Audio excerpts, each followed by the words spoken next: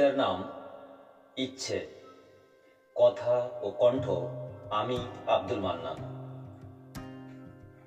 ইচ্ছে ছিল স্বপ্নগুলো স্বপ্ন হয়েই থাক, অন্ধকারের বন্ধ দ্বারে শুকনো পাতার পাঁক, নীলচে আলোর শব্দগুলো বাজলো তারার দেশে, আচমকা ফিসফিসিয়ে বলল কাছে ঘেঁষে, আমার প্রিয় ঘুমিয়ে কেন বোবা ঘাসের ফুল, ডাকছি তোমায় বসন্ত বুকে উথাল সাগর কুল।